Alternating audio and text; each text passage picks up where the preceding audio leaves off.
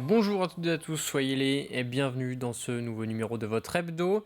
L'actualité a tout d'abord été marquée cette semaine par un loup aperçu en Vendée. Information confirmée ce jeudi, une première en photo depuis un siècle selon l'Office français de la biodiversité. Il s'agit plus précisément d'un loup gris pris en photo à Jars-sur-Mer le 14 mai dernier par un système de surveillance de la faune sauvage. Un phénomène rare mais pas impossible, l'espèce est connue pour sa capacité à parcourir de grandes distances à la recherche d'un nouveau territoire. Alors les éleveurs vendéens doivent-ils craindre sa présence? Écoutez. Il y aura forcément une crainte des éleveurs puisque en une nuit, ça peut quand même faire beaucoup de dégâts. Donc comment on se préserve de ce loup, c'est aussi compliqué. En zone de montagne, il y a tous des systèmes de protection pour assurer l'isolement entre les troupeaux et les loups. Ça sera un peu plus compliqué dans nos territoires puisqu'on a multitude de lots de brebis dans nos élevages. Donc s'il faut assurer la protection de différents lots, en plus les lots se passent de parcelle en parcelle, s'il faut à la fois protéger et décaler les protections de parcelle en parcelle, ça va être compliqué à gérer. L'État a mis en place un certain nombre de démarches qui permettent, si vraiment le loup venait à s'installer, de mettre en place des dispositifs à la fois d'indemnisation, mais aussi de protection.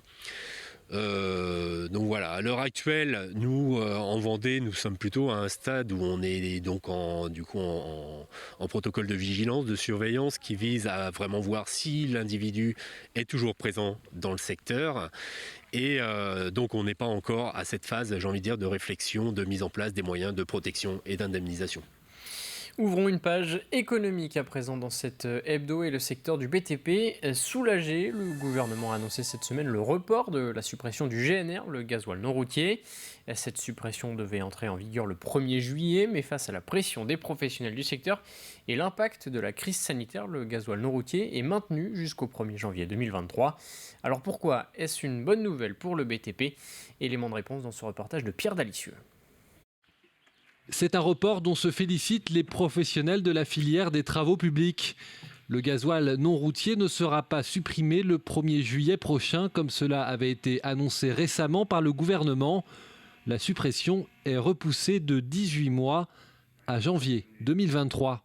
C'est un soulagement parce qu'en plus, on a vraiment été avertis au dernier moment et nos prix, aujourd'hui il y a beaucoup de travail, les entreprises tournent à 3, 4 mois, 5 mois d'avance de travail. Et il y a des prix qui n'avaient pas été remontés. Donc là, les entreprises auraient systématiquement perdu de l'argent. Donc tout le monde est soulagé, franchement, de cette décision. Une annonce très bien accueillie, d'autant que ce secteur d'activité est touché en ce moment de plein fouet par la hausse des prix des matériaux.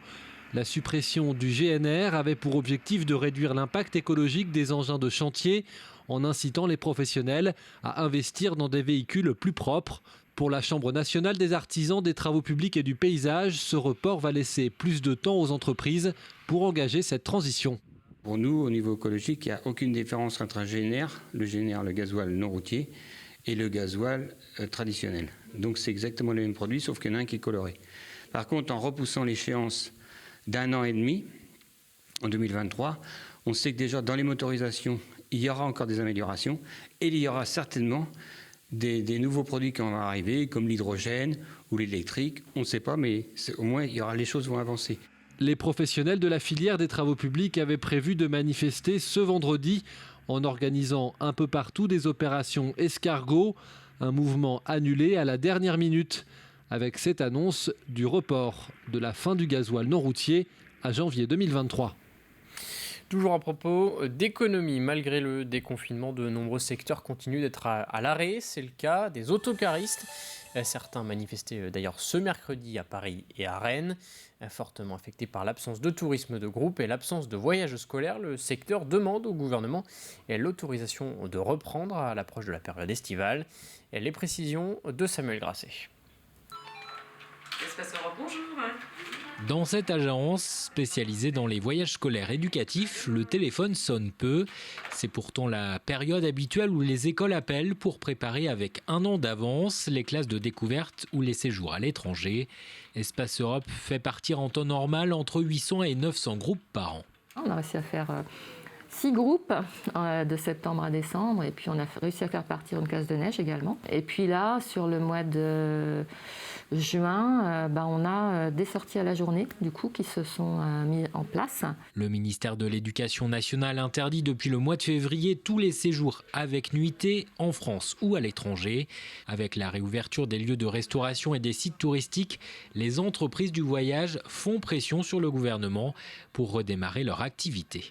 L'idée, c'est que le ministère de l'Éducation nationale, effectivement, lève cette interdiction, de permettre à des enfants qui n'ont pas pu partir une fois, 2 fois, 3 fois, de pouvoir faire leur séjour aussi. Et puis également, pour ceux qui ne se sont pas tout à fait projetés là, mais de pouvoir se projeter en fait aussi pour demain, quoi. Nous, on est prêts. Les autocaristes aussi sont prêts. Dans cette société de Fontenay-le-Comte, la baisse d'activité est de 40%.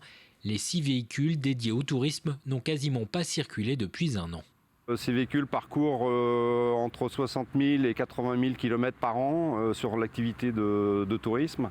Et là, depuis le confinement l'année dernière, les véhicules ont parcouru 5 000 km. Il faut en plus y apporter une maintenance, même si les véhicules ne circulent pas. Et face au manque de perspective, la Fédération des transports de voyageurs appelle le gouvernement à maintenir le chômage partiel et les aides jusqu'à l'an prochain. On sait que dans notre métier, la reprise ne sera pas instantanée. On n'envisage pas de réelle reprise et un retour à la normale avant 2022. Donc ce qui fait que pendant tout ce laps de temps, il faudra encore un accompagnement pour nos entreprises parce que nous devons subvenir à nos différentes charges et coûts fixes. La FNTV espère avoir une réponse pour la fin de l'été. Et depuis la réalisation de ce reportage, les professionnels du secteur ont justement obtenu une réponse du gouvernement. À partir du 20 juin, les voyages avec nuitée seront autorisés pour les sorties touristiques ou les voyages scolaires. Également dans l'actualité économique, Fleury-Michon, 3e marque la plus plébiscitée en France selon une étude annuelle de l'Institut Kantar. 208 millions de produits ont été achetés par les Français en 2020. Pourtant, il y a quelques semaines, la société vendéenne annonçait un recul de son chiffre d'affaires, moins 1,5% par rapport à 2019 en raison de la crise sanitaire. Et pour rebondir en 2021, le géant de l'alimentaire va recevoir une enveloppe d'1,5 million d'euros dans le cadre du plan de relance du gouvernement. Certaines entreprises ont été gagnantes de la Covid, entre guillemets, d'autres très perdantes. Nous, on est entre les deux. Très honnêtement, notre activité charcuterie a plutôt bénéficié parce que les gens ont consommé davantage de jambon. Mais par exemple, nos activités apéritifs n'ont pas du tout bien marché. Et surtout, on a une activité qu'on voulait développer en restauration hors domicile, sur lequel on avait beaucoup d'ambition, notamment sur le catering aérien, où on venait d'investir on espérait faire 120 millions de chiffre d'affaires en catering aérien, et là on n'a fait que 35. À propos de tourisme, avec le déconfinement par étapes, certains secteurs d'activité ont pu redémarrer le 19 mai dernier, comme les terrasses des restaurants par exemple. D'autres attendent le 9 juin pour accueillir à nouveau leurs clients, comme les thalassothérapies. Mais dans certains complexes, les deux activités sont voisines. Alors pour gérer les différents protocoles sanitaires de chaque service, la logistique est parfois compliquée à mettre en place. Autre appréhension pour les salariés, le retour en masse de la clientèle. Les réservations augmentent ces derniers jours. Reportage au Sable d'Olonne, à Marie-Aimée Copleutre. Des bassins, des tables de massage et des baignoires vides, voici la situation de ce complexe hôtelier qui n'est pas encore autorisé à rouvrir toutes ses activités. Le bassin extérieur et les soins bien-être du spa sont accessibles, mais les soins de thalassothérapie seront autorisés seulement le 9 juin. On peut actuellement proposer à la clientèle des soins, ce qu'on appelle les soins secs, c'est-à-dire enveloppement, modelage, enveloppement de différentes façons, soit avec de la boue marine, soit avec des algues, ou alors avec des hydratants. Et on ne peut pas actuellement proposer ce qu'on appelle des soins humides, c'est-à-dire baignoire, eau de mer, tout ce qui est un soin en eau de mer, modelage sous infusion, tous ces soins-là ne sont pas proposés actuellement. D'autres contraintes sont aussi présentes sur le restaurant. Les clients de l'hôtel sont autorisés à déjeuner et dîner en salle, mais ceux venant de l'extérieur sont obligés de manger en terrasse. Malgré tout, la fin des plateaux repas est un soulagement pour l'hôtel. C'est vrai que les plateaux repas pour nous ont été une difficulté supplémentaire à gérer et les gens avec les contraintes effectivement de 19h dans sa chambre, c'était assez compliqué. Donc on est ravis enfin de pouvoir servir dignement parce qu'effectivement entre un room service et puis un service à table, il y a quand même une différence importante. Depuis le 19 mai, les coups de téléphone et les mails ne cessent d'affluer. La direction veut être aux petits soins pour sa clientèle. Cependant, elle reste aussi très attentive à son personnel qui se prépare à un été complet et chargé.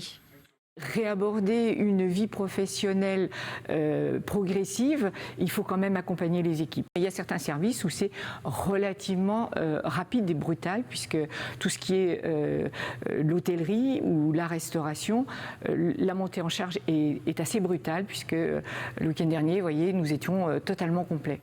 À partir de la mi-juin, les clients devraient arriver en plus grand nombre. En effet, les réservations de Thalasso qui avaient été annulées cette année sont reportées à l'été.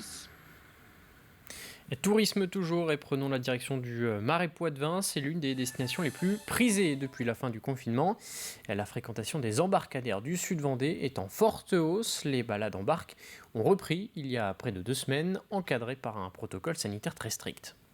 Là où un guide pouvait repartir aussitôt, par exemple en promenade, là il va prendre 5-10 minutes entre chaque barque pour pouvoir nettoyer sa barque, la désinfecter. Et donc ça, cumulé sur le nombre de guides et le nombre de balades potentielles dans la journée, forcément on perd des clients.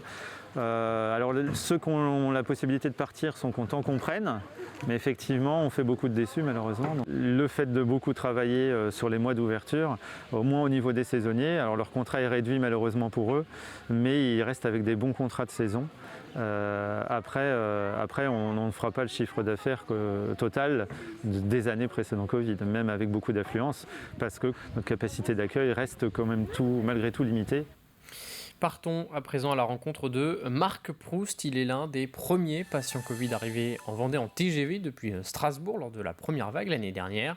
Le CHD avait en effet accueilli des malades en réanimation venant des hôpitaux surchargés de l'Est de la France. Marc Proust avait ainsi contracté une forme grave de la maladie et a passé 10 jours dans le coma.